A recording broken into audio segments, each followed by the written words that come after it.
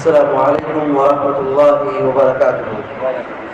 الحمد للہ رب العالمین والعاقبۃ للمتقین والصلاة والسلام على اشرف الانبیاء والمرسلین نبینا محمد وعلى آلہ وصحبہ اجمعین ومن تبعهم بإحسان إلى يوم الدين وبعد۔ وقال النبي صلى الله عليه وسلم: من قرأ آية الكرسي في دبر كل صلاة لم يحل بينه وبين دخول الجنة إلا الموت۔ پیارے نبی علیہ السلام کی ایک حدیث آپ کے سامنے پڑھی گئی ہے جس کا تعلق آیت الکرسی کی فضیلت کے سلسلے میں ہے، اور آج کی پہلی رکعت میں بھی اسی آیت کریمہ آیت الکرسی کی تلاوت کی گئی ہے۔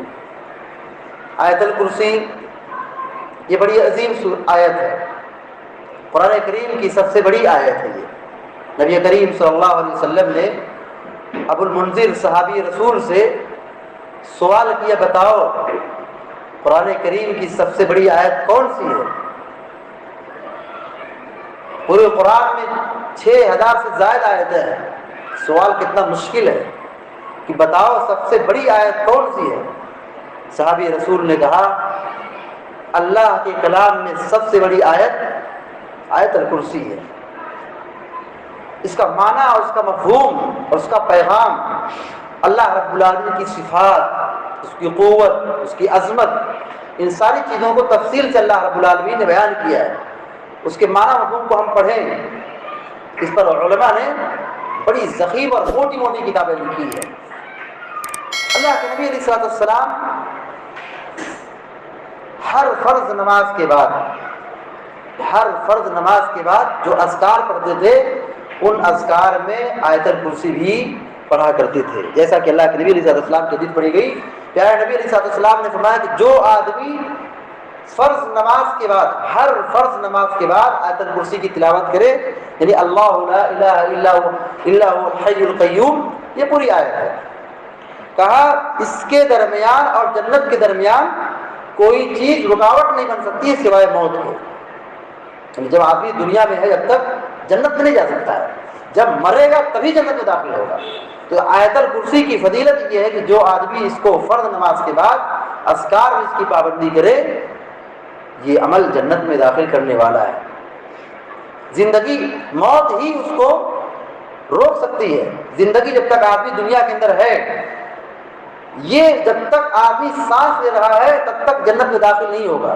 مر گیا، اس آیت الکرسی کی فضیلت یہ ہے کہ اس کا عمل اس کو جنت میں داخل کرے گا، جو آدمی ہر فرض نماز کے بعد آیت الکرسی کی تلاوت کرتا ہے۔ یہ کتنی عظیم آیت ہے۔ اس آیت کو کم از کم ایک مسلمان کو 10 مرتبہ پڑھنا چاہیے، 10 جگہوں پر پڑھنا چاہیے۔ کتنی جگہوں پر؟ 10 مقامات ہیں جن پر آیت الکرسی کی تلاوت کرنی چاہیے۔ ایک تو ہر فرض نماز کے بعد 5 مرتبہ، ایک صبح و شام 5 2 7، صبح کے اذکار میں، شام کے اذکار میں، اور ہر فرض نماز کے بعد تو 5 نماز ہو گئی، 5 مرتبہ 7 ہو گیا۔ سونے سے پہلے کے اذکار میں دیکھیں آیت الکرسی ہے، 8 مرتبہ ہو گیا۔ مال کی حفاظت کے لیے آیت الکرسی کی تلاوت کرنا 9 ہو گئے۔ گھر کی، مکان کی، دکان کی حفاظت کے لیے آیت الکرسی کی تلاوت کرنا، یہ 10 جگہیں ہیں جہاں پر آیت الکرسی پڑھنے کی ترغیب دلائی گئی ہے، تاکید دلائی گئی ہے۔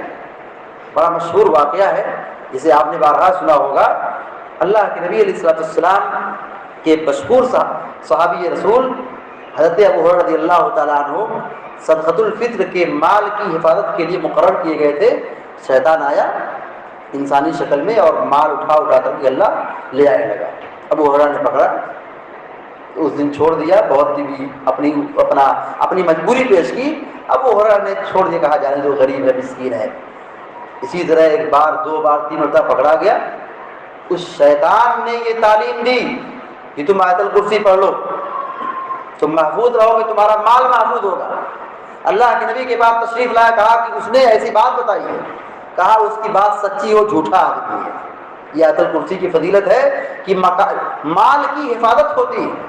آیت الکرسی کی تلاوت کرنے سے مال کی حفاظت ہوتی ہے. سونے سے پہلے اگر آدمی اس کی تلاوت کرنے جائے، یعنی سونے کے جو اذکار ہیں اس کی پابندی کرے، پیارے نبی کہتے ہیں کہ اللہ تبارک و تعالیٰ ایک فرشتہ مسلط کر دیتا ہے آدمی کے سر کے سامنے، جو فرشتہ اس آدمی کی حفاظت کرتا ہے. یہ آیت الکرسی جنت میں لے جانے والا عمل ہے. یہ آیت الکرسی مال کی حفاظت کا ذریعہ ہے. اس آیت الکرسی کی تلاوت کرنا شیطان کے شر سے بچنے کا ذریعہ ہے. اس آیت الکرسی کی تلاوت کرنا گھر مکان دکان کی حفاظت کا ذریعہ ہے. مگر لوگوں نے دین کو نہ سمجھنے کے نتیجے میں کس قدر گمراہ ہو گئے. کہیں تعویذ کے چکر میں، کہیں گنتی کے چکر میں، کہیں فلاں کے چکر میں گمراہ ہو گئے. سوچئے اتنی عظیم آیت جس کے پاس موجود ہو، جس کو یاد ہو، اور پیارے نبی علیہ السلام کی تعلیمات اور تصریحات صحیح حوالوں کی روشنی میں، وہ آدمی کیا وہ شیطان سے ڈر سکتا ہے؟ کسی کو اس کو کہیں سے خطرہ محسوس ہو سکتا ہے؟ قطعاً نہیں. کسی نہ تعویذ کی ضرورت ہے، نہ کسی تختی کی ضرورت ہے، نہ کسی گنتی کی ضرورت ہے.